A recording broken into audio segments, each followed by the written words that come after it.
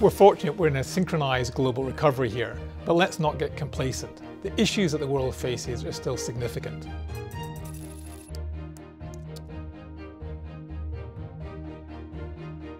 Economic risks always interact with social and political risks, and it's really where the political risks start to dominate that we get the big surprises. Right now, we've got a situation where debt levels are high, structural growth remains low, and inflation really is missing most of the central bank's targets. We have to establish more longer-lasting and better quality growth across the world, because this has an impact in terms of poverty, it has an impact in terms of protectionism, and it has an impact in terms of the populist movements that we're seeing today.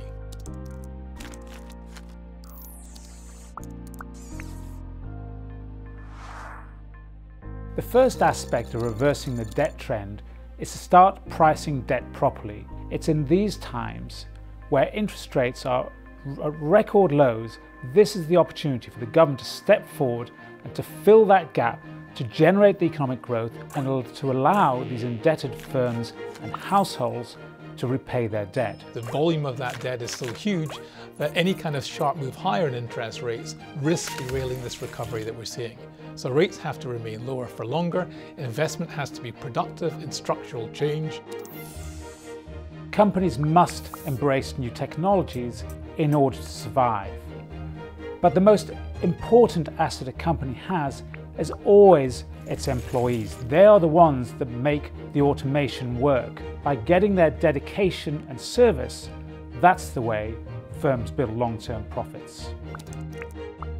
Generally, the middle class have got higher expectations, higher aspirations. If these aspirations are not met, if these workers feel let down or overlooked, the danger is you have an increase in populist movements and developments.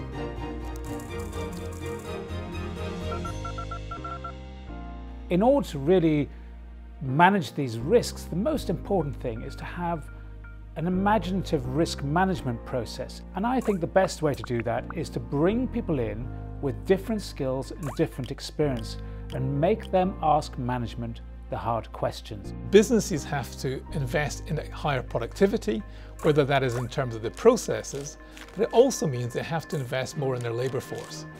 In a world that is increasingly dynamic and fast-moving, the labour market is imperative.